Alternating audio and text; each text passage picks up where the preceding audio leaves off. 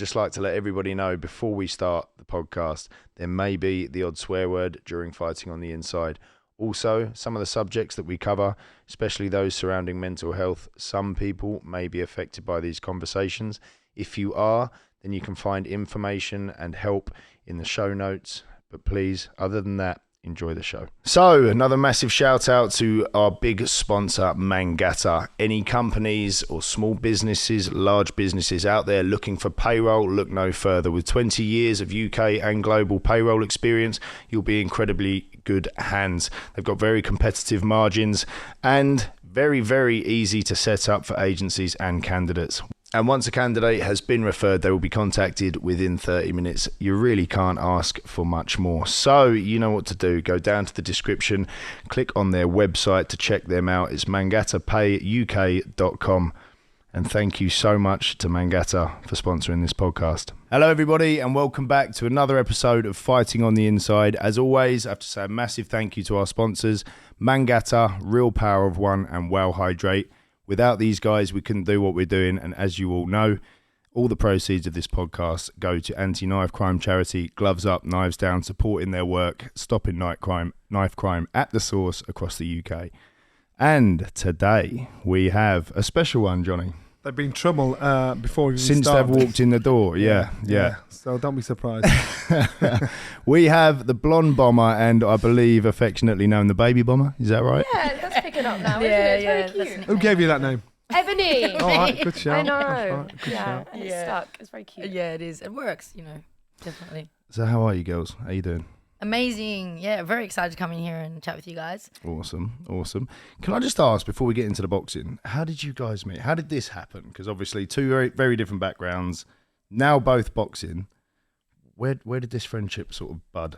The gym. The origin. The origin and random. Tibbs, yeah. I mean, it looks like blondes like to flock to Mark Tibbs, isn't it? Is this the Tibbs effect? No, Is there it must be the something- Tibbs is this a new effect. thing? No.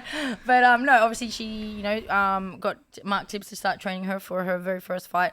And she was in the gym and I was getting ready for my world title fight. No, you It was came after back. that. Oh no, I came back You after came my back. first when I won my world title. And I came back for my actually when I moved back here and got in the gym and saw her in there working and obviously very, very novice at that point and couldn't help myself but to like pick at her and like try and help her because I'm a natural teacher and obviously a teacher. But yeah, and then I just saw how much she wanted to learn, how much she listened just from little things I was saying to helping her, and I just realized how like how serious she takes it, and also you've seen us already. Like we just get along. We're like sisters. We're like kindred spirits. It's like we've known each other forever. So we just gelled really well, and here we are. I mean, it was funny. You actually both turned up and realised you were wearing the same outfit amongst causing trouble as soon as you walked through the door. We didn't get the memo. We didn't get the memo. No. We didn't get it. Well, it's just a twin thing, So in Tibbs' gym, is it how many girls does he actually? How many females does he Just actually us train? two. Really? Yeah. So I was his first, and then Elle was his second, and I'm sure it will continue on. And what attracted you to the gym? To that particular gym? Well, I just fell in line through Johnny Fisher. Yeah. And I was looking for a boxing trainer, and I happened to meet his dad, and that's how I started speaking to Johnny Fisher. And I got in contact with Mark, and then Mark made me do this little like PT session to see if I would make the cut. The interview. The interview. There's Is always this some. to see if he would train you? Or Yes. There's always some kind of initiation thing you got Yeah, to of go course through you at have the gym. to. So Yeah, what you is it? What's the initiation? It was just a load of exercising, really, and testing me and seeing, if I didn't quit. So he pushed me quite hard that day. So you were there first at the gym, at the two of you. No, You were there I was. first. Yeah, Okay. yeah. Yeah. Was you there when she turned up on that No, first day? No, not that. You was just after your world title. No, so yeah, you- but I you were think in and I out. saw you. I saw her after you. I saw you after my world title before I went back to Australia. Once. Yeah, I think it was just once when you came into the gym for a session, and then I went home, packed up my stuff to move back over here. Yeah. When I got here, I think she'd been in for like 4 weeks or something. Yeah. So my point was you didn't go to the gym because you of knew me. Ebanie was there. No. We grew a friendship afterwards. Yeah. After Yeah. that, yeah. It's a good family environment in a gym, isn't it? And especially if you two get on as well, it's actually even better. But when everybody's there at the same time. That's how our gym worked. I don't know if you guys would have to train separately, but our gym, everybody's in together. Yeah. And it was just like a proper melting pot. Yeah, well, usually, generally train around the same time. Yeah. The boys train around the same time because they're all big and very similar. We're very similar size and shape. I think my world title, obviously my world title, I trained for my first world title first by myself because the boys, but the second world title, the defense, Elle was around and, we just would warm up together or she'll come in between or whatever. So we did some sessions together. But yeah, no, it's really good. And now obviously she's getting ready for her next fight. And because we are so similar in shape and size and everything, even her style of boxing. So, I work with her a lot with doing a lot of, shadowing and mirroring and teaching her a lot of drills and all that kind of stuff that I can do and work with her in the ring where Mark does some other stuff with her. But, Do you get other people into spar? Yeah, apart from each other? Yeah, of course. Yeah. I can't spar because I just had hand surgery. Yeah. So I haven't been able to spar this, for 3 If I had to months. spar you all the time as well, I think my confidence would be through the floor. I'd be going home every day like, I don't want to do this. I teach her. What have you picked up from each other? What have you picked up from her? You've taught me so benefited much. wise?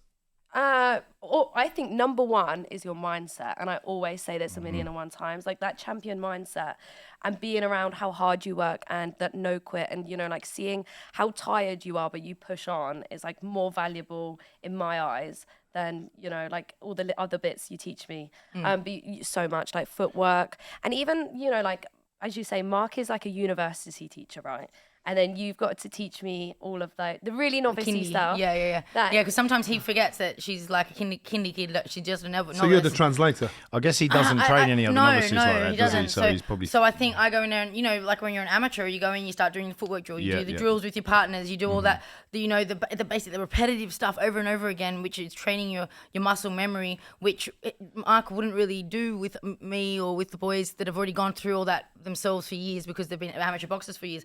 So what I do with Elle is I bring it right back down to basics and I go through all the basics with her. That's the kind of stuff that I work with her with, and just repetitive drills and footwork and all that. Elle, in the position you're in now, obviously you're into influencer boxing, you've come from a different background, but your first foray into boxing, you end up with Mark Tibbs.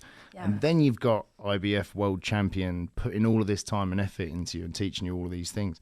How does that feel? Is it surreal for you to sit here in the position you're in and have someone like Ebanie training you, someone like Mark and like...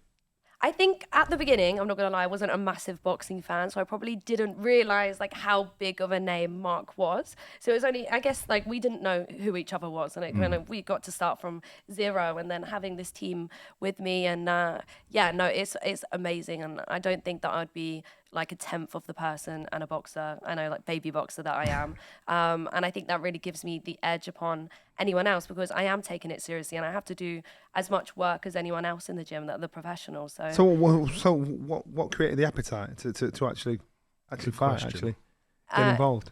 In the first place? Yeah. Kingpin, like my first fight, they slid into my DMs and I was like, yeah, sure, like I'll do a boxing match. You didn't think twice about it. You thought, no way, you're not hitting my... obviously... She had no idea. Like, no, I really didn't realise didn't think it was real. Oh my God, yeah. And I think This my was journey's AJ probably was been... your first fight, right? Is that AJ, right? yes. But I think it's a lot harder for me in boxing because where I don't actually understand it when I was beginning, like now I'm watching it more. And Ebanie, she breaks it down for me as well. And we'll watch her sparring and because I'm a analyst, and I'll try and teach her okay, look, this is what you're doing, this is you could be doing this or whatever, see what she's doing, so I'm teaching her as well, not just saying, hey, go do this, and she's like, why? And I'm like, this is why we do this, and I spend that kind of time with her. I'll get over to my house and we'll watch boxing to teach her, okay, watch this guy and what he's doing, because that's I love to learn like that, I'm a student of the sport. I love boxing. I probably know more about boxing than a lot of people, because I literally just live and breathe it. But I think that's how you learn, and that's how I think I picked up a lot of things. So I'm just kind of passing on kind of things that I think are important. If you want to learn IQ and you want to get that, which obviously having all that is what helps you in a fight, then you can start from where she's lucky. She's only a year in, or not even, and she's got this kind of learning that. It took me years to start that. I just got... How old was you when you stepped in? Yeah. 2 weeks for my 30th birthday. No, when you stepped in, when you decided, I want to fight. 2 weeks before my 30th birthday. Really? You'd not hit anybody or done anything like that before? Oh no, I did karate when I was young. I did got my black belt, but not boxing. You seem to have created a few waves when we were first made aware of you here in the UK for every reason going. Yeah. But they were the right reasons. You marketed yourself right as a woman. Yeah. That could actually fight. It wasn't just a woman that looked good. Exactly. I can actually Yeah. fight. So there was a debate. There was a debate of is this right or is it wrong? I'm like saying, well, Is it a it's right gimmick? because you're talking about her. Yeah. So that's part of the whole thing. So now young girls that probably didn't have that mindset actually think, I get that. You know, this is who I am. Why would I have to tell somebody else? Exactly. And that's it. All I did was just be myself, and I thought, why should I downplay who I am? Like, you know what I mean? Why should I downplay my femininity? Why should I hide myself? Why shouldn't I be feminine and act sexy and want to be sexy just because I'm in a male-dominated sport and because all the girls before me did that and they didn't want to be sexy and they didn't want to mix the sport because that wasn't, you're not supposed to do that. And the only girls that were pretty and sexy were gimmicks, just for entertainment. But it's not like that. And I knew that I wasn't. And it didn't really bother me what everyone thought. Main thing everyone was talking about me, and the main thing is I knew what I did in the gym, and I knew how hard I worked. Your plus side was you could fight. I can I was fight, going to exactly. say, you There are definitely people- shut them up. Well, there's definitely girls out there, don't get me wrong, like there's girls out there that just lose their looks and they can't fight. But there's also girls out there that don't have looks and they can't fight. Yeah. There's guys that can't fight. It doesn't matter. That's the thing that I push and what I've, from the start, I'm just like, stop judging a book by its cover. Don't judge me just because I'm very feminine and pretty or, doesn't mean that I can't fight. And just because that girl looks butchy doesn't mean she can fight because there's plenty of butchy masculine women that can't fight. So why does your looks look at Tyson Fury compared to AJ? It doesn't matter, but we all get judged, and especially women, we get judged so much, and we can't do this, and you can't do that, and you can't say that, and you can't wear that. And So what advice do you give to start off with? What advice would you say about? It's not just about being able to fight. What advice? What would you say? Right, use your gimmick. What would you do? Are you a great talker? Are you? Yeah, exactly. In your face? What advice would you give? Yeah. Give her? Oh well, it was like it's a baby bomber. Anyways, I'm just be you, babe. You just do you. You know what to do. You know what to do. You do it, and you use everything that you got. You know what I mean? But anyone, if you got something, I don't know why people they're so scared about what people say and the judging and all this kind of thing, and can't do that, or someone might judge me, or for example, some girls I can't do that because she's done it. Who cares if she's done it? Do it. Is it going to help you get paid? Do it better. Is it going to help you put food on the table? Is it going to help you get seen? Who cares if they've done it? How many female fighters reach out to you now for advice? I obviously get I get a lot, and I do feel like love and hate. No, a lot of love. I think the hate they just keep to themselves, and it's more jealousy, and they just sit there and they're bitter of themselves. You know what I mean? Or whatever. I don't really listen to it, but it's just whenever I feel anyone that's not supportive, I just think that they're just so jealous and they just wish that they could be confident in who they are and be confident and go out there and talk the talk and look the look and fight the fight, but they can't. You know what I mean? And I try and give advice. I sponsor my friends. So anything I can do to help women's boxing, because we are all in this together. It's not like men's boxing where they've been themselves and an individual for so long. Women are still female boxing. We still represent the whole sport as a women's boxing when we get in that ring. Because when we get in that ring and we have a shit fight, it's like, oh, new women's boxing was shit. We have a guy that has a shit fight. It's not like, oh, men's boxing shit. It's like, oh, he's shit. You know what I mean? But for women, it's like, see, this is why we don't watch women's boxing, because it's shit fights like this. But you don't get that with men's boxing. They're either really good or really bad. Yeah. And that gap in between has not been filled quite yet, but it's getting to be filled. Yeah, with women's boxing? Yeah, with women's boxing. I don't think so, really. And I think the men is very much the same as well. Do you know what I mean? I think that's, to be fair, I don't agree in that. Now. No, the only reason why I say it, because sometimes you'll get a good fight and then you're struggling to find opponents for that will really put it to the test. Yeah. Unless it's I see what you're saying. Yeah. Because the divisions are very not narrow.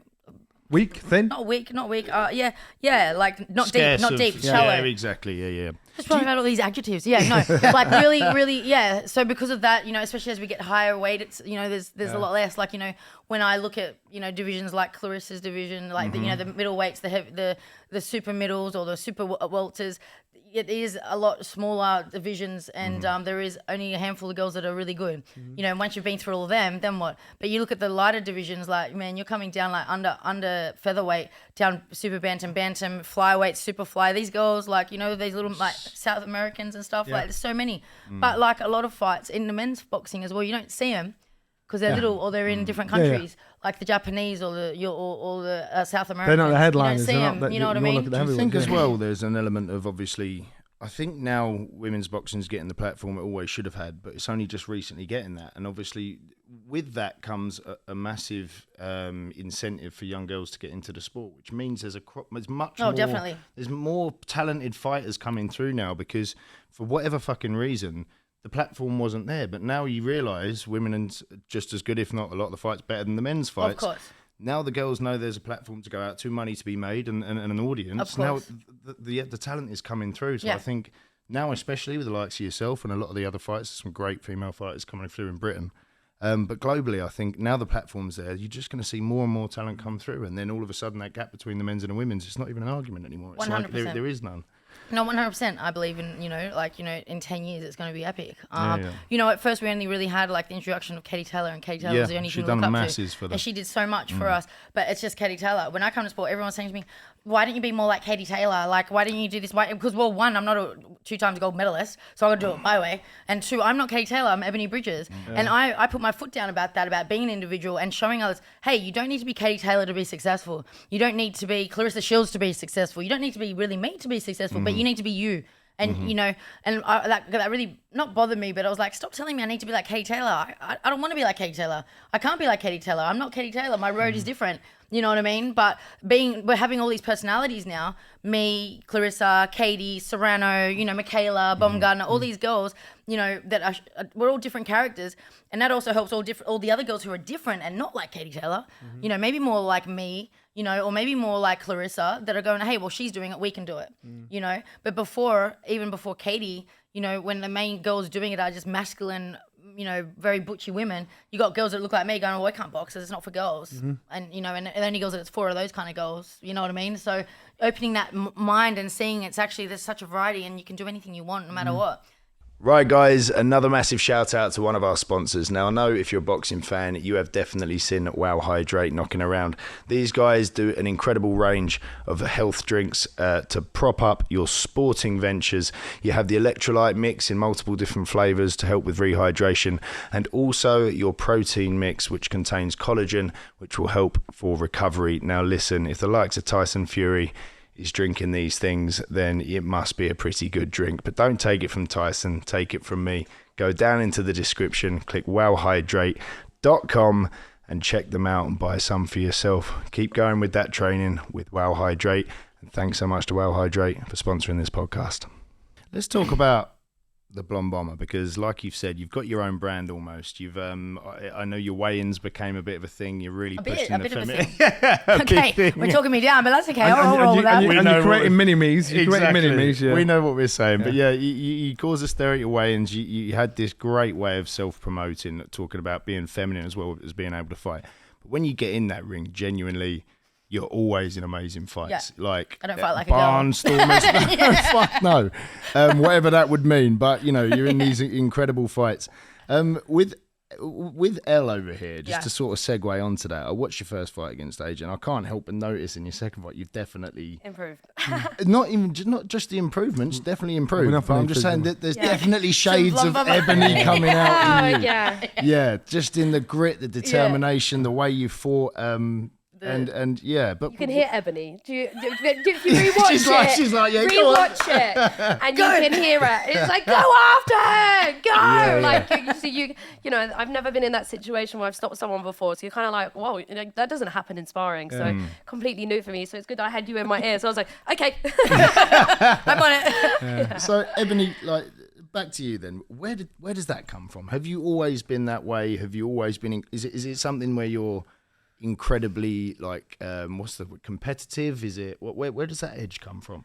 Oh, I don't know. Like I said, I started martial arts when I was 5. So, I did the karate for 8 years. I got my black belt in that. And then in my teens, I trained in kickboxing, Muay Thai, which is very go forward. You've been around the combat sports. I've been around combat my whole life. You know what I mean? You got brothers? I do, yeah. But they don't fight. I used to beat them up. Okay. I got a twin brother and an older brother. Yeah. But yeah, I was, we all started together, but I'm just not a quitter, So whenever I start anything, and just I've been in like I said in my teens, growing up, Costa was my hero, man. Like I loved Costa, and he's got that same pressure style. Same with Chavez. Oh, that really hurt me lose that fight, but you know what I mean. Like and I've always loved Mexican boxing, and like I was saying, like when you watch boxing, that's all I used to watch was Mexican boxing and Mike Tyson, like and like Sean Porter's and things like this, because I was like, that's kind of like how I am. So I think watching it, you can't help but mimic it a little bit. Like I'll watch a fight and then I'll want to go out and do it, and I've done that ever since I started fighting. And I think across with,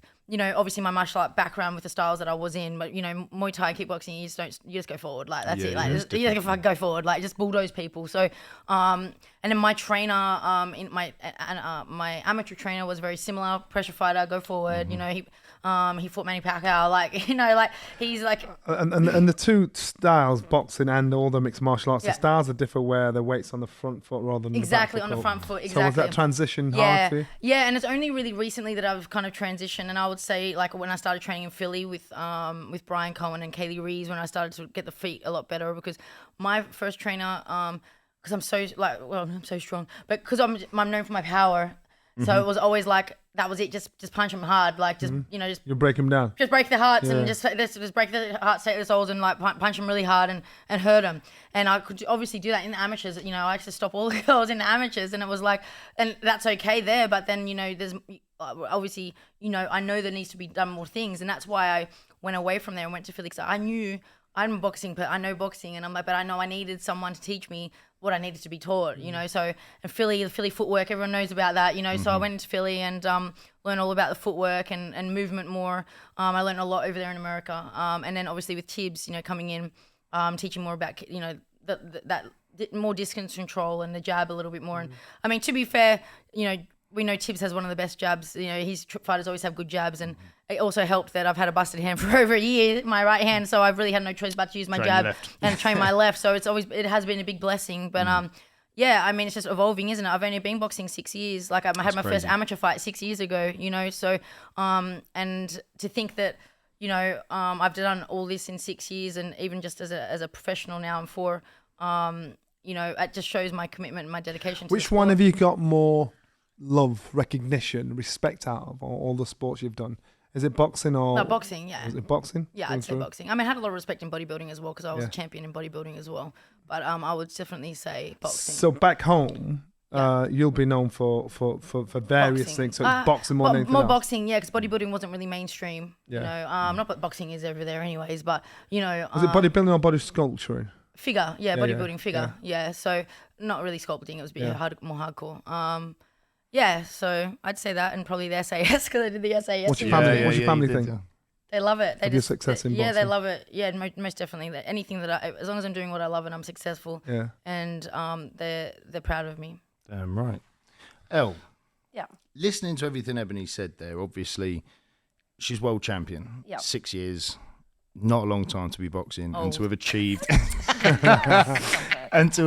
what she's achieved. Yeah. Now, someone like yourself, again, under the guidance of Ebanie and Mark Tibbs, is there a part of you that's possibly thinking of potentially going into taking boxing really seriously, moving over to pro, like seeing what she's done? Does that inspire you and think maybe I want to get punched in the face a bit more for, you know, try and get... We're trying to keep the face, guys. Okay, we don't get hit in the face. Yeah, what's your overall plan now? Because like I said, great team around you, hell of a lot of potential. What's the future look like? Yeah, I think, well, you know, I said I was never into boxing when I first started, whereas now I live and breathe it. I mean, I moved 2-3 hours away from home. You know, Ebanie's my only friend in Essex. Like, I'm in the gym all the time. Like my life just revolves around boxing or working now. Like, I've had to cut out everything blasphemy else. when she said I've never been into boxing. I'm thinking everybody's into boxing, but But casually, like, I mean, I'd watch the big AJ or Fury fights. Like, I was never... Yeah, I mean, I was into it, but not. I think a lot of women are like that as well. Yeah. You hear a lot of stories of like, I wasn't really in boxing, but then I did some boxercise, and I thought, oh, you know, no, but it's very true. much like it. Yeah. You hear a lot of those stories, you know what I mean? Yeah. So keep going. Sorry, I'm just rude. No, it's fine. It's fine. I think for the time being, I just want to be the best in my space. And like influencer boxing is like, even the female division is very small at the moment. It's still growing. And I just, you know, if I outgrow that, then of course I'm going to have to be like kicked out and go in the professionals. But I just want to be the best at what I'm at right now. Do you want, is in your mind, are you thinking, I'm going to go professional when it comes to is it a potential? I think At this, I do, but I don't want to run before I can walk. Like, I understand where I'm at right now, and I'm just focusing on my goals that I have right now. And of course, that's going to be a vision that I want to do one day, because I want to be taken seriously, and I want to be having these big fights under, like, you know, like Matchroom or anything like that. But, you know, I can't speak for where I'm at right now, and I've been boxing less than a year. I can't think, oh, you know, I want to go professional when, you know, I've only had 2 fights. Can I cut in there for a Go second? for it. This is how I look at it for me, for Elle, and just really anyone influencing boxing, is that I had an amateur career, right? So I had 2 years as an amateur. You know, How many? I had 30 fights, 26 and 4. Busy. Nice. Not bad. 2 times golden gloves. You know, Alright, you know, state champ, these kind of things. No, but honestly though, I have a look like, so I had an amateur, even though it was small, but I always wanted to be a pro. Because I never even watched an amateur fight before I started boxing. I just knew I had to do that before getting hit in the actual head. Almost, You know, but with Elle, and you know, she can't go into the amateurs, you know, or she can't do white collar boxing. Like, so I look at it as like Elle's using the influencer boxing as her amateur career or as her white collar career. You know, you see like Fabio Wally, I don't know how many white collar, he didn't have that many, 5. You know what I mean? You see some girls or guys that have only had a few white collar fights and they go straight into pros, you know, or have had a few amateur fights and they go into the pros. Or you can have a long career in amateurs and go to the pros, whichever it may be. You know, it's not saying that if you don't have an amateur career, you can't be a successful pro, but I look at it as for Elle, and this is my opinion, and I'm speaking not for Elle, but in my opinion, is that what I would like to do is get Elle to get all the experience in the influencer boxing. You know, do all the training, get all that muscle memory while she's training, go in there and fight, experience it all. She's already experienced. When she goes out and fights, she's fighting in a packed arena already. Like, do you know what I mean? Like the guys on Matchroom, they don't even get packed until like the co-main, if that. You know, so these guys that are on before the bell, there's 5 people in there. Let's face it as well. When you're talking about going from an amateur career into a pro career, you learn a lot about the sport itself and how to box. But one thing you're getting training in, which these amateurs won't, is handling those nerves in front of a crowd. Pressure. Which is a lot to learn, because you can go through you could have a 34 amateur career. I'm sure when you walked out in front of a huge crowd, your nerves must have been like crazy, and that's something that. So you're getting a lot of experience in a place that an amateur wouldn't get experience. So I agree with Ebanie here. Thrown in the deep end. Yeah, you have in that essence. So if Ebanie's right, if you can get your boxing like to a decent level as well, you're going to go. You could actually transition into and a lot of quite well. And a lot of fighters, professional fighters, actually can learn from the YouTube and everything else, like, because you're kind of doing it back to front. You've got the popularity now. You're stepping into the game. Yeah. You know, you actually have got the idea. You got people talking about you before you even had a handful of fighters. So once you've got that fan base following you, interested, intrigued, wanting to watch for whatever reason, then the reason you're there, that's what they'll see. So it's kind of back to front, but it'll work. Yeah, well, that's what I felt like for me. Everyone was a fan of like Ebony Bridges or Blonde Bomber before they'd even seen me fight, because of the brand and the presence that I built online, obviously through 2020, through COVID. People had not even seen me fight. I didn't put any fights up from Australia. I'd hardly put up training, but I was just a person that was just interactive, and I was there. I was in your face, and I was talking to everyone. I was engaging. I was doing interviews after interviews. I was up at early hours in the morning doing interviews with the UK, with America. I'd fly over to America and I'd put my face there and get interviews with Ellie Setback, with like Fight Hype. So I was injecting myself into the American market as well. And then when I did it, when it was COVID, we couldn't go anywhere. So then I was just doing the UK as well. And then, so I already had this big fan base of, wow, like, so they already loved me. Do you know what I mean? As a personality. UK can be very fickle. So when you first came on the scene, it's like you're getting side-eyed. You're thinking, whatever. It's like boxing snobbery. But that was only by like a small amount of boxing fans. I still had so many more fans than I had haters. And it was really the boxing industry that were jealous. Really, who is this blonde girl with big titties coming out thinking she can box and take our market? Like, how dare she? She's Australian. She's coming over. Everyone's talking about her. Everyone's looking at her. Who is she? Can she even box? Like, it's more of a jealousy thing, you know. And then obviously champion bitches. Yeah. Look at this motherfuckers. Yeah. Didn't win with my titties. Yeah. So no, but honestly though, like I think it was a bit of that. Like, who the fuck does she think she is? You know. And I'm like, well, you know what? I'm just being smart. Either way, you've got a response. Yeah. Either way, exactly. I think what's probably one of the things that really Floyd stand out. Mayweather has heaps of haters, but he's the most well paid. People used to pay to watch him lose, and he never did. So one of the main things that stands out whenever you fight is the weigh-in. Yeah. And it's kind trying to catch Eddie's eyes where they are. It's like that. Nobody, It's all kind the, of- it's all a bit the officials iconic. are there thinking, where shall I look? It's become a But bit iconic. You're playing yeah. it. You're playing the game. Well, remember, I was a bodybuilder for 10 years almost, and when I went on the stage in bodybuilding, it's all about stage presence. It's all about posing. It's all about turning and showing off your body and making contact with the judges and having this energy on stage so you stand out. You know what I mean? And being able to move and show your body so you can get judged and you can win. Are you giving that tip to people like Elle and people you advise? No, because they're not me. Yeah, but the understanding and the confidence of creating a presence. You don't. Do you think? Yeah. I mean, You sit obviously, at the front of mine. Yeah, I sit at the front. Yeah, because I'm like, hey, just get Throwing out bend over. directions. Yeah, Stage check that map. out. Push your butt out. No, but I wouldn't tell girls to do that aren't like that. Do you know what I mean? I'm not going to go and get like Nicola Hopewell and go, hey babe, go and get your boobs out and like push your butt out a little bit more. And I'm not going to do that because it's not them. You know what I mean? It's me. It's not something I just go, okay, I'm going to do this so I can get more views. It's like, well, okay, I don't do bodybuilding anymore, but it's kind of the same thing. It's really cute. I can put a tan on, make my hair I'll do my little poses, my quarter turns and like my little flexes and stuff. And so for me, it was like, I get to have like a little mini bodybuilding feel, because I love that part of the bodybuilding was the stage. I just hated the diet. But I love the stage, you know what I mean? So it's like, for me, it's like, I get to get that little fix where I get to pose in front of the camera and, do front double biceps and turn around and show my butt and like all these kind of things. But that's natural for me. It wasn't like, and I coached girls in posing for 12 years.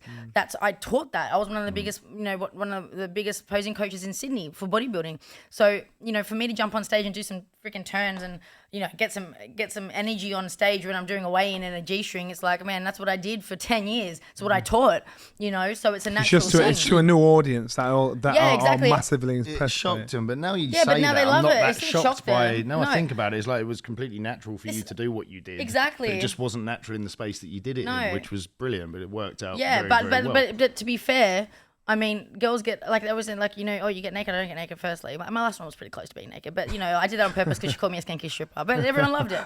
But, no, like, realistically, I'm still wearing underwear. Yeah. Everyone's wearing underwear, don't they? The only difference is I got mad big bolt-ons, all right, and I move a little bit. But you've got other girls coming out, that all-female card. What I actually like here is how you own it. So everybody's like, they've got that uncomfortable balance and thinking, what should I talk about, where should I look? But you actually own it. Yeah. And so I didn't pay like mega money to not be fucking have my tits looked at. Like, I'm not covering them up. Like, seriously, like. A bit of a waste of cash, really. What a waste of money. Like, you know what I mean? Like, okay, they're making their money back, that's for sure.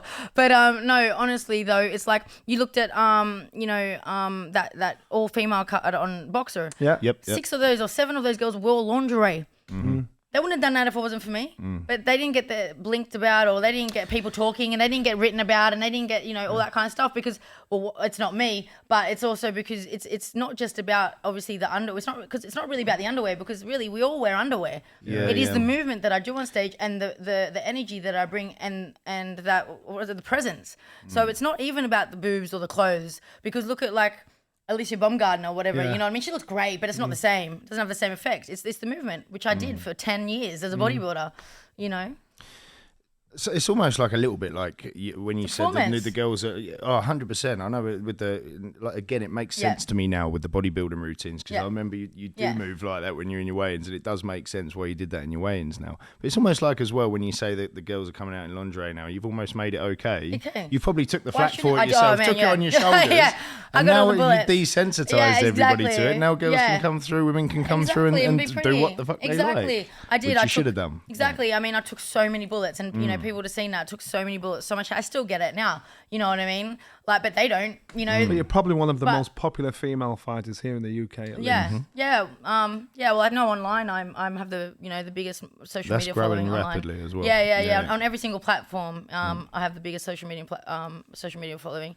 So but in the end, that's the money, isn't it? It's the brand, and that's it. There's more to there's no more than boxing, and you got to be smart. Numbers convert to cash. You sound like when you walk away from boxing, you'd end up being a manager, promoter. Something I'd like to be a manager. Sounds like that's the way. I feel like I know your first fighter. I know. We have talked about that, haven't we? Yeah. I would love to be a manager. Yeah, I've got my girls, my friends. I always give them advice, like my close friends. Lauren Parker, Nicola Hopewell, Stevie Levy. I always just try and help them and give them advice, and also teach them how to get what's yours, you know what I mean? Don't let these men or people in boxing walk all over you and manipulate you because, man, you know, managers and like and promoters, they'll fucking manipulate you because they used to like. That's the game. Boxers, that's how the game's That's the game. been. But you know, unfortunately, not every boxer is that sharp. Like not, you know, it's like every person. You Confident. know, you know, it's not. They're not confident, and they don't really know what they're doing. A lot of them are coming in as kids, 18, 19, 20. They're not coming. They don't know how to negotiate. They don't know how to own themselves. They're not even really know themselves yet. I came in at 30, like 33, I turned pro. So I'm a mature woman. I've been through life, you know, so I've used that wisdom to be able to understand how the business works and the confidence in who I am and what I bring, you know. So speaking about social media, we touched on numbers. Obviously, both of you guys, huge social media followings. Elle, you've come from, obviously, your background, social influencing. You've come from doing your OnlyFans and bits and bobs. I know you both got OnlyFans. Are you sponsored by OnlyFans now? Yeah. I know they sponsored Andy Ruiz. They're really getting into boxing a lot, aren't they? So, yeah, talk about your background, Elle, like how you got into sort of the social media side of stuff and sort of how you ended up here. Where I am right now? Well, probably when I started, I was just like, I was at uni and then I dropped out to do OnlyFans because I was like, why am I trying to be a solicitor? What was you doing at uni? Oh, solicitor. Law What did you do at in a uni law degree? of Southampton, yeah. So it's like a Russell Group university. It's like really good. And I was just thinking, why am I reading all day? Like learning all these like cases when I'm making money on OnlyFans, and that's way more fun. Did you start doing it on the sideline while you were studying, and then it began to make money, and you thought, this is clearly something I should, you know, I can earn good money off now, and then you went into it full time? Yeah, 100%. I think I was already doing it like 8 months, and like I was going to class and then doing OnlyFans on the side and that kind of thing. But yeah, it just got to the point in the summer. And I was meant to be going back, and I was just like, why am I doing this? So you did 1 year. You did 1 year, and then technically 2 years, because I went to University of Surrey, did a year, but then I transferred, and you couldn't. They had different subjects, so you couldn't just jump into the second year. Yeah. So I did it the first year twice. So I know a lot about tort law. What was your family's opinion when you did that? I didn't actually tell them initially because I was so scared. Like I was honestly so scared, and I didn't know how to bring it up. Like, hey, mum, I've dropped out of school to do OnlyFans. Like, how would you say that? But yeah, it was at like my granddad's like birthday, and my nan was like, oh, are you still at uni? And I was like, I sell news on the internet. And I just like spread it out in front of everyone. And they were like, you know, like me and I were like, we joke all the time. My nan was like, you're joking. And I was like, I swear to God, I'm not. I joke all the time, but I'm not joking right now. But they were fine. I mean, the most supportive family you could have been. I mean, you hear so many stories that people like disown their kids. But my mum, like, she understands that I'm above 18. I'm my own person. If I want to do what makes me happy, then so be it. She can't control me because I'm a full-on adult. So, you know, she has that kind of point of view. Don't get me wrong. She's not like, oh my God, my daughter's Elle Brooke. Do you want to see what she does for a living? Like, no, she's not quite like that. But she's extremely supportive. She is now with your boxing. Yeah, with my boxing, yeah, it's totally great. I think, you know, TikTok's dancing, yeah, I've gone really like mainstream now, and I think that's kind of what I want to do. I think, you know, with OnlyFans and that kind of thing, I don't know what I want to do with my life, like, apart from I know that I want to box. Like, that's the only thing that I have certainty in my life. It's a bug. Yeah, you definitely seem like you've got the bug. But I mean, let's face it, there's so many different ways to make money in social media, and if something has earned you that much money and it looked like something that could set you up to do whatever the fuck you did want to do, and that's kind of where it's gotten you to now. Just to quickly touch on at the beginning, how quickly did that escalate then? Because I don't know the world of OnlyFans much, but you talking about you was making very good money very quickly. Yeah, so when I dropped out, I was making $30,000 a month. A month? I was like 21 at uni. I was like, I don't even want to be a barrister. I want to be a solicitor. Like, even though they earn a lot, like, it's going to take me a hell of a long time to get there. Why am I doing this? Yeah. So, you know, maybe I don't think that I'd ever look back and regret that decision because I am where I'm at right now. And I'd never regret OnlyFans because without OnlyFans and building that platform, I would have never, ever have boxed. So you can't really hate on the other. It's kind of means to an end kind of thing. You something you did, and like you said, it's got you in a position financially and it's given you freedom. Yeah. And I think, let's face it, look at the world now. All of the money and creativity and all these jobs that come with a lot of freedom and a lot of them are internet-based, web-based, 100%. Social media-based. The world's your oyster when you can crack that sort of thing. Don't get me wrong, I'm not telling everyone to turn away from a law degree to do that. I'm just saying, like, even if you go and do a law degree and you're in an office for the rest of your life, you're doing one of those jobs. You would use social media to promote your law firm. Yeah, well, there you go. You know what I mean? That's the thing. It's free advertising. Exactly. And you're in full control of your own life. It's such a it's a hell of a there's so much freedom that comes with it. So yeah, now with boxing, you're in boxing. Yep. You've got the guidance of Ebanie, Mark Tibbs, Kingpin's coming up. Let's have a little talk about that because I know that's quite soon. I'm not sure when this will drop. It will either be just before the night of the 22nd, which I think is 22nd of April is the first event. Yep. Talk us through it. What's the setup there? What it's a tournament, right? Yeah, so it's a tournament. Everyone thinks you're fighting 3 times on one night, but it's not. I've heard that question a lot. A lot. So you have 8 women, 8 men, and then the first one is it the semi or the quarter? I don't know. And then the next round, 4 people, the semi, quarters, semis, and then the final. The winners fight the winners, the losers fight the losers. So everyone fights. And the final full ranking then. So they're doing the losers fight for the lower. Yes. Placements. So then it goes 8, 4, 2. And what does the overall winner get? What's the prize? I've been told. Well, he's gone. I think it's like 150,000 for the woman and a Ferrari, but I've only heard this Ferrari like. Well, you just dropped the Ferrari now, 150 and a Ferrari, and I think the men get more, obviously, but I've heard it's about $1 million. Really? That's what I've heard. Really? Did you hear that from the Sun or Maybe somewhere? from the men. Shit. Damn, why do I have a vagina? Damn it. But I'm sure the men aren't making more money. Thank God we have OnlyFans. I was gonna You can make the money in boxing, we make the money in OnlyFans, all right? It's all less work, just saying.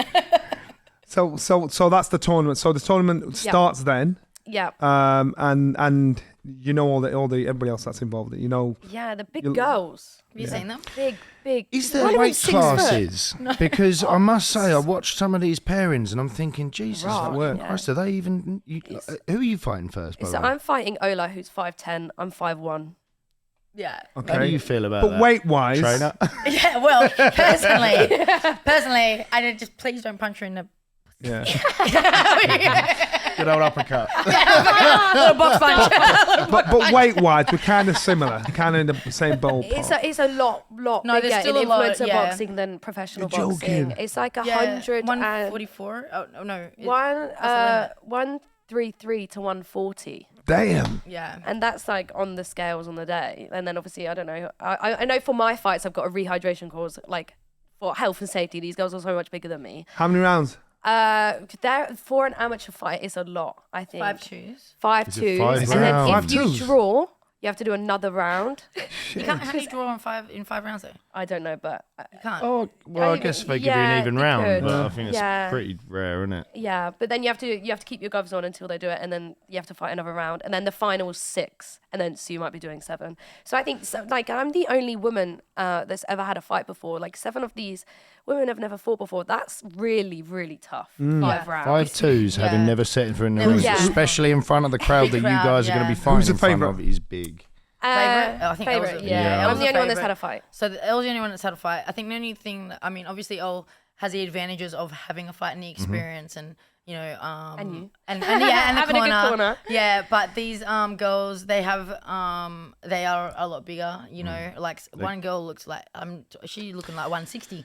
Yeah, I don't even know how she's gonna cut down to the weight. Like and they're tall, like 6'1", you know what I mean? She's and Yeah. she's That jacked Barbie's as well. 6. Barbie, Yeah, 6'1". she's 3'6", not slim like 69. skinny built. Yeah, Yeah, it's like 6'6". And Ebanie, are you actually in the corner? Yeah. All right. I And cornered you. I was like the main corner in her for the last fight. Tibbs was second, but I don't know about this one. What we're gonna do? Anybody in particular you keep an eye on? Anybody in particular you've got an eye on? I'll annihilate them I don't want to get picked there. No, I don't care. She's They don't like, scare bring me. 'em on. They don't scare me. Yeah, no. She's gonna do whatever it takes to win. That's how we do. Yeah, We do, I you don't do. think there's anyone in there. Like I think if someone had like I don't know, like a bigger record than me, I might be like, ooh no. But, Yeah. like, I know. I'm gonna walk through them. I think like, they like most novices don't. They might. They're obviously going to be very nervous and scared, but they also might have unrealistic expectations as well, thinking, I'm going to knock them out. Like, you know what I mean? Not realizing that it's actually not that easy to knock someone out or stop someone. And to be honest, if you try your first fight and it's a 5-round fight, you go in done trying to in knock a someone minute. out. Yeah. You're over. I So know. Yeah. you've got a good advantage there because you've felt that, you know, Exactly. to pace yourself. So yeah, it's going to be an interesting one. I think it's going to be very interesting. The sizes are going to be very interesting. You know, I don't think, you know, you can always say people can get worried about people being taller, but I love tall people. I love throwing Do you them. really? Oh yeah. There's a I love getting disadvantage- underneath their punches, Exactly. and I don't like people the same height as me or shorter because of the kind of style of fighter I am. If they're taller than me, it's so much easier for me to roll, get under their punches, slip, get in the middle. You know what I mean? Come with my big overhands. Like when they're taller, it's like I've got a boxer. I've got to be a bit more straight. See, like, it's not my style. that style of fight suited Mike Tyson when he was young because you've got that twitch movement. But the older you got, the smaller you got. That's when you start to get picked off. Yeah. So unless you're naturally very strong and against the opposition, so that's what actually works and breaks them down. So it's all right. It works for me. But Okay, yeah, definitely. all right. But I feel like obviously I fight girls that are the same weight as me, but I'm pretty big for a bantam as well. You know what I mean? Where Elle's she's gonna be shorter, but she'll also be smaller as well, lighter. But Love the just on speed. her chest. Hello everyone. So, for those of you that may have noticed how good myself and Johnny have been looking throughout this podcast, that's because we are donning Real. Now, they produce high performance sportswear inspired by boxers. Boxing is as much mental as it is physical, and Real believe that it's a combination of physical and mental strength. That is where your performance potential lies. Unify body and mind to realize the power of one. Real fights for enhanced mental well-being. So whether you're a seasoned boxer or new to the sport, Real will empower you to test your limits. You can find them on Facebook and Instagram at Real Power of One, and you can find their store and their newsletter over on realpowerofone.com. And take it from me, this genuinely is some of the most comfortable and high quality sportswear that I have ever worn. So it's realpowerofone.com for sportswear inspired by boxers. And thank you so much to Real for sponsoring this podcast. Professional career. You say you're big for a bantamweight.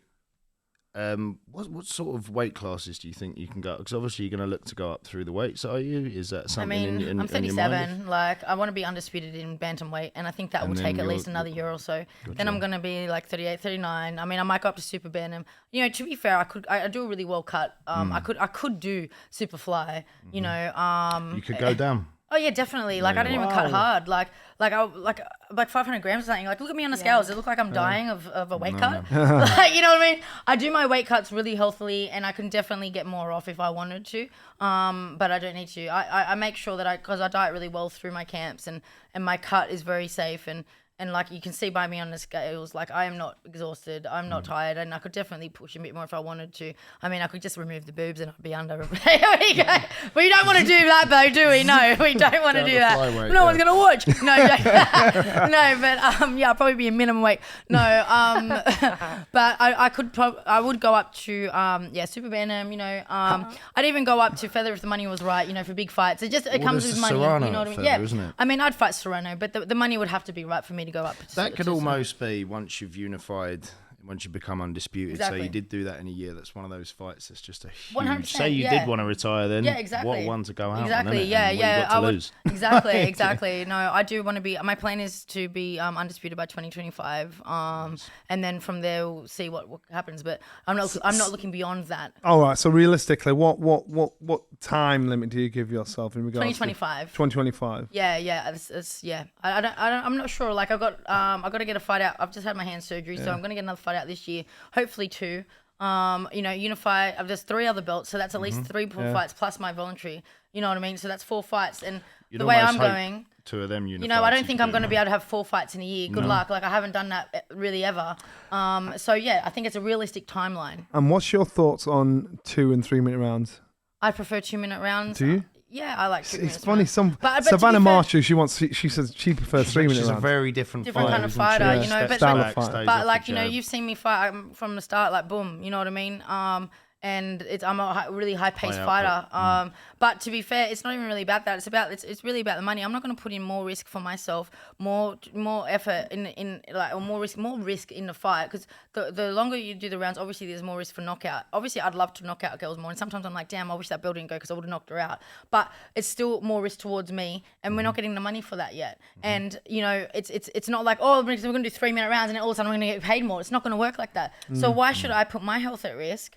You know, when our fights are just women's fight is fucking exciting. It doesn't need to be 3 minutes. Like, yeah, okay, we could get a couple more knockouts, but people are liking women's boxing more than men's at the moment, and it's not because it's 2s. So, you know, once we start getting decent money for 2s, then okay, cool. But I don't think it'll be in my time. Is there anybody out there that you're looking at the opposition in various weights that you could beat and that you'd think, you know what, that's one I'd like to fight. I'd like to fight that particular person. No, I don't like that particular person. Is there anybody else out there that puts fire in your belly?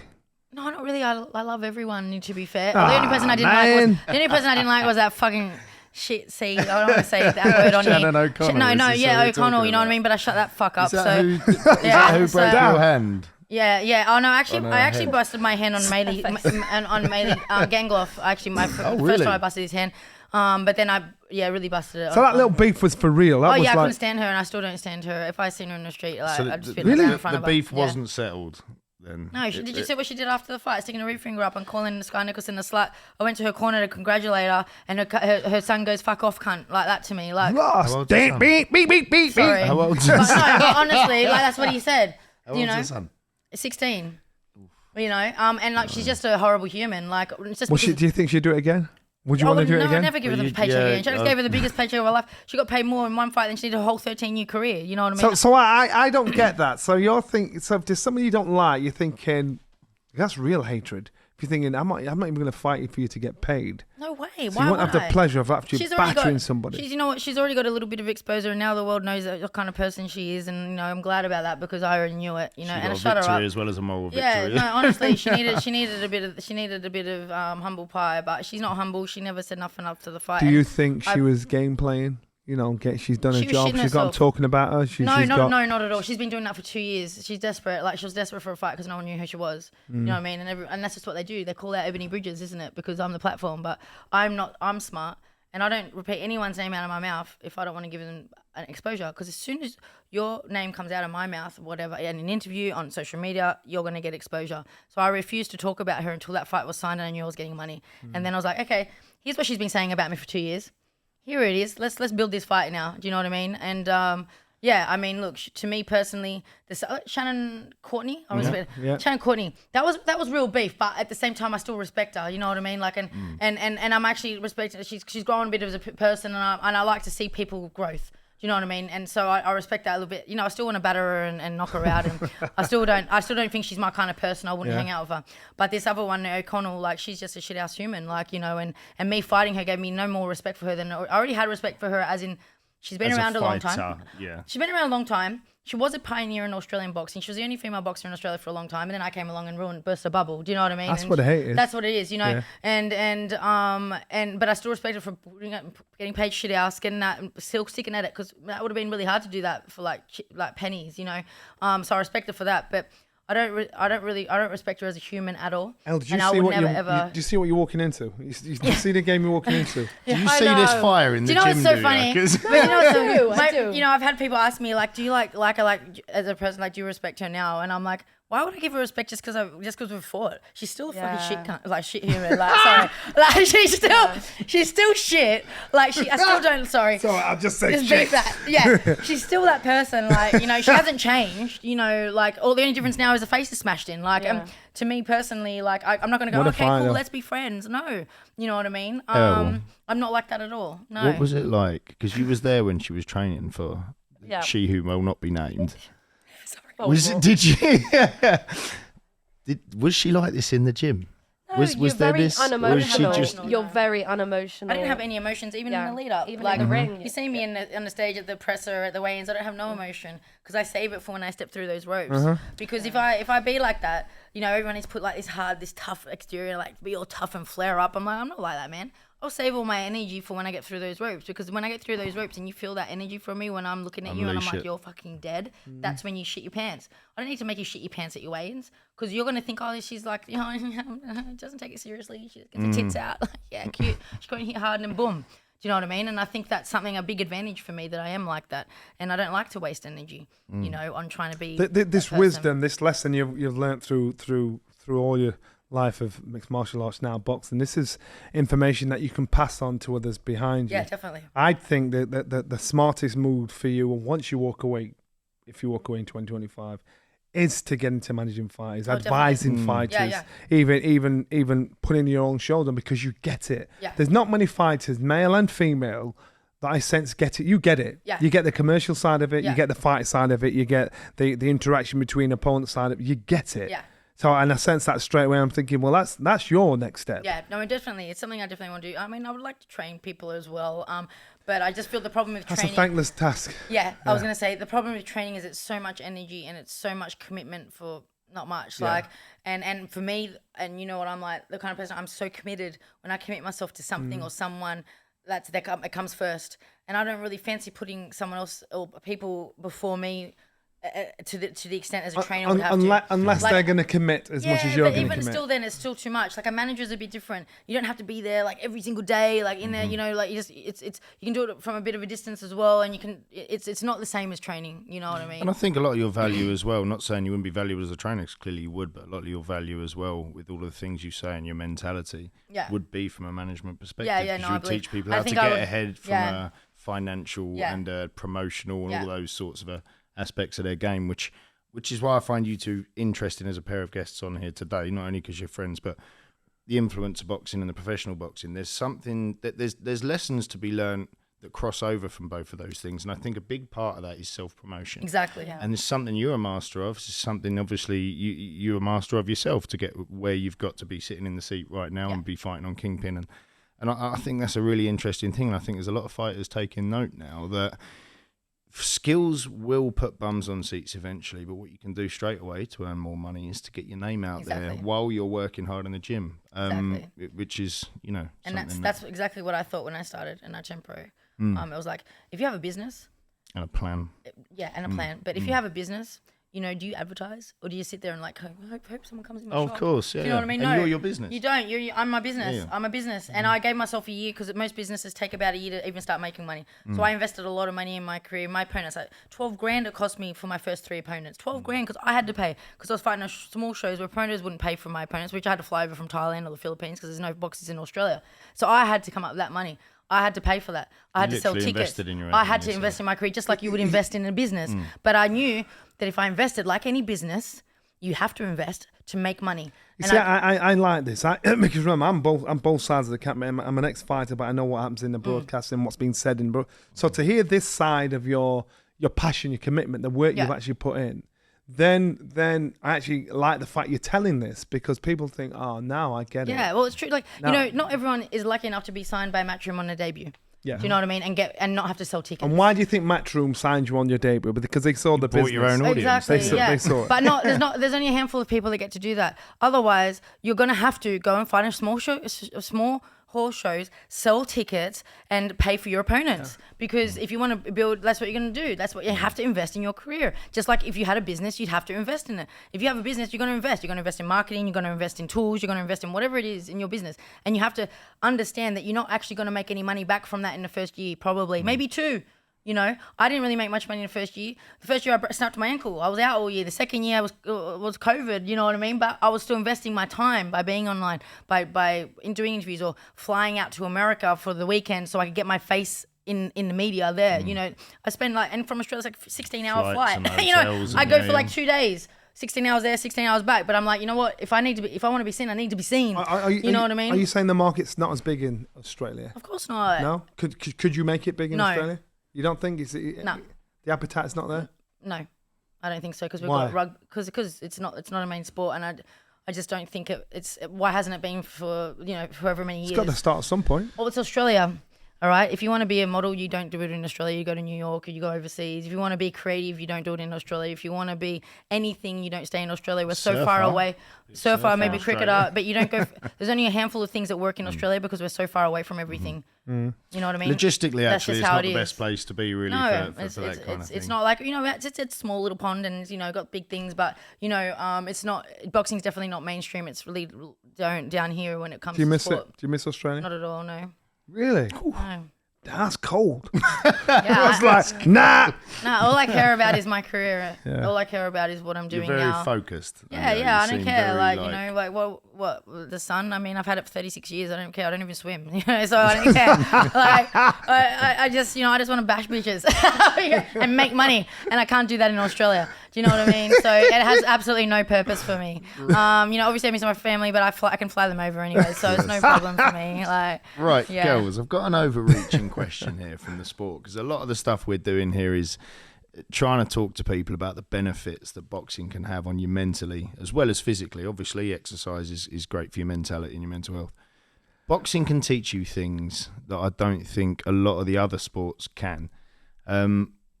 Obviously, Elle, coming into it recently, I'll ask you the question first.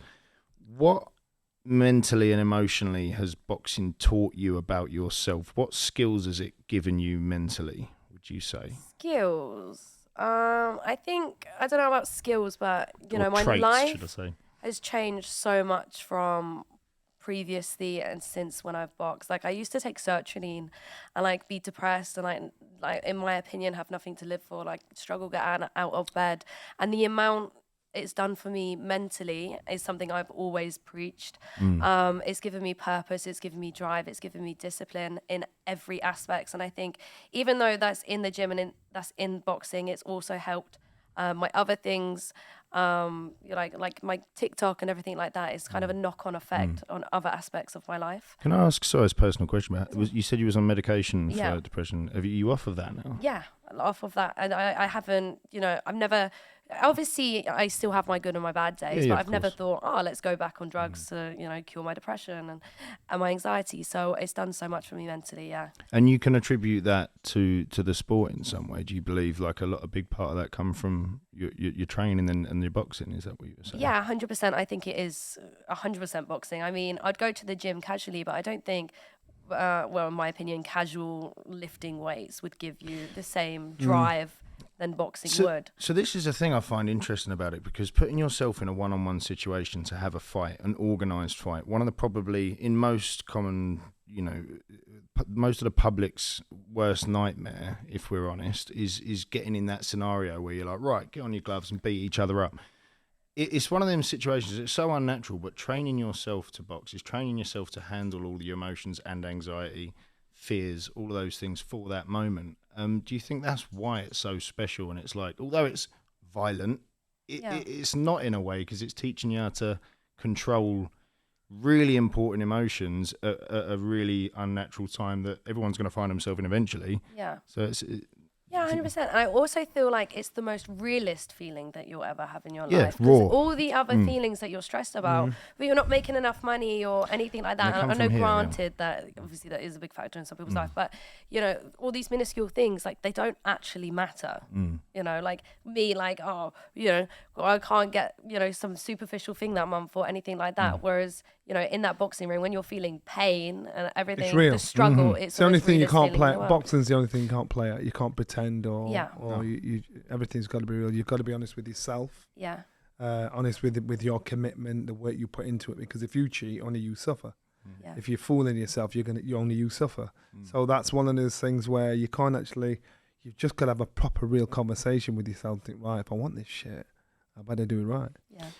Because it's you v you in that ring. It really is, yeah. No matter who's across from you, it really is. You really have to work on your own mindset, because if you think you're going to lose, you're going to fucking lose. I think that's where, after the sport, when you walk away from the sport, that's why a lot of sportsmen and women struggle. I can only speak for boxing, because it's such a fix. It's you're self-medicating all your life while you're boxing. Then all of a sudden, when you come out of it, all the problems you probably would have had if you didn't box, or that endorphin rush that you had while you boxed.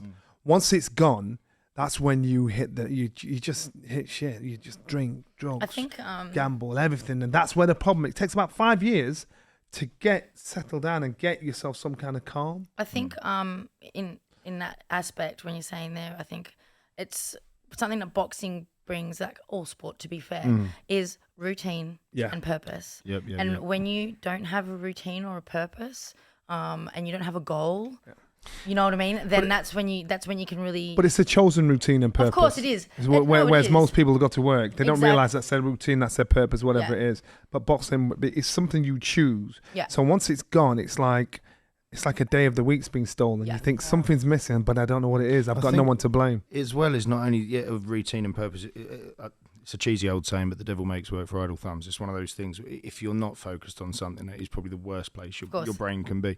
But with boxing, it's not only have you got a routine, but it's one that challenges you every single day.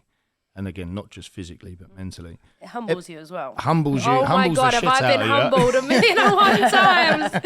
Damn. Yeah. I used to see Naz sparring with some big guys and batter them. Yeah. And these guys are like, you know, on the street, they look the don. What makes or breaks these guys. Yeah, man. It does. Go back in, or you leave it. And that's right. Or you'll get a 12-year-old Ryan Rose beating up a grown adult, and he's like, you can't tell anybody about this, but boxing, it's a leveler, a complete and utter leveler in life and everything, and your approach to it as well. And Ebanie, I was just going to say over to you, because obviously you've been around combat sports from a young age, so I guess from yourself, you were lucky enough to have been introduced to these lessons. But from yourself, what is one of the biggest lessons you have taken from boxing or from combat sports, and the biggest changes in yourself? And also, what advice would you give to young men and women out there that might be thinking about getting into it?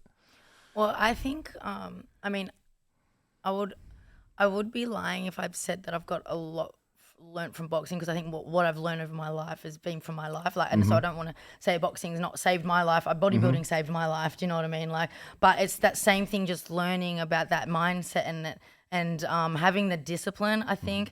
Obviously, I got mega discipline from bodybuilding, but I transitioned that over into the boxing, and I think discipline is one of the biggest things that you need, and also just that no quit mentality and positive mindset. Like I say, like I always tell her, you know, when she's in the gym and if she's sparring or she's getting tired, I go, don't fucking show you're tired. I go, don't show poker face, girl, poker face. Like I'm like because it's very important. Like in boxing, you know, that you control your emotions, and you don't want to show any kind of weakness in that sense in the ring, you know what I mean? But it also gets you control your emotions and your feelings. So when you are feeling defeated, or when you are feeling like you're getting beat up or whatever, like you got to go, no, like snap out of it and think, no, I've got to keep going. You know, transfers outside of the ring, doesn't it? Yeah, of course it does. Yeah, because you know, like you think, well, you know, I've just been a fight, but now I would push myself in training. I thought I wouldn't be able to do that extra round or those extra whatever, but I've been able to do it. You know, when things come into life, it's the same thing. You know, I didn't think I could get through yesterday, but guess what? I did get through it. So, you know, and it puts you in a positive thing. And I say to Elle as well, with manifesting, I'm big on manifesting and big about positive mindset. When I go into my fights, I always only just focus on winning. And I know a lot of people say this, but I genuinely really only focus on winning, and me winning. I never even think about my opponent or like what if I lose, or what if they beat me. I'm not thinking like that, because that's, for me, that's manifesting a loss, and it's manifesting that. So I'm always like, when I win, I'm gonna win. I'm gonna, you know, write it down. Like, I'm big on that, you know. And I say to her, you don't focus on them and what they're gonna bring, and don't focus on you know, oh my God, what happens if they hit me? What happens if I get knocked out? Because then you're gonna bring it. Well, that's where your anxiety kicks in. Yeah, isn't it? exactly. It can be Exactly. So it's just about promoted. changing. It's just about changing your thought process and your thought patterns, and to try and get self-belief. Like we all struggle a little bit with self-belief. I know, like even I would struggle with self-belief, but you know, you got to try and change that and like believe in yourself. Because in boxing, if you don't believe in yourself, you're like AJ. Do you know what I mean? Like on the weekend, like that, he does not look like he believes in himself, and you can see it. You know what I mean? And any other more savage opponent in there could feel like they could have broke him. You know, personally, that's me. You know what I mean? You're not saying that anything that not many people exactly have observed, because boxing, you can't hide that. You can't hide the lack of confidence. You can't hide fear. Or you can. You should. As well, when that shows the person across the ring sees that, then and that's what I say giving away that. That's what I say to like when I'm cornering or like inspiring, if she starts to get tired, I'm like, don't you dare show that you're tired, and I'll go back and I'll say, when you show you're tired, look what happens. They go, oh, she's tired, and I know, because when my opponent looks tired and like you know, fluffing around, or their hair's messed up, or they look like they got a bit of like a wounded animal. I'm like, and all of a sudden, if I was tired, I'm fucking not now. You know what I mean? I'm like, you're dead. Like, you know what I mean? Bernard Hopkins used to walk back to the corner now and again. He'd start doing press ups. Oh, yeah. Before he sat down, just to say, and he'd be like, "Oh my God, I'm shattered." Yeah, like Tibbs asked me in my last fight, like fifth round, he's like, "Oh, how you feeling?" I go, "Good. I'm just warming up." Like I just told myself, I'm just warming up. Like, you know what I mean? I feel good. I'm just warming up. And but if you say he thinks it, yeah, exactly. But no, I'm telling myself that. You know what I mean? Because if I sit there, I'm fucked. You know, like I can't. I don't want to do that. But in reality, in the gym, we probably spar. We'd be sparring in like 20 rounds, like we'd be in all the time. The stuff we do, so you'd spar, you'd train, you'd do all these things. Then it comes to a fight. Why would you be tired? Yeah, exactly. You know, that's mentally the power of your mind. Yeah, exactly. That's exactly what it is. I know it is. Like I snapped my ankle in my first fight, in my debut fight. In my first round, I snapped my ankle in the first round. I went down, snapped my ankle.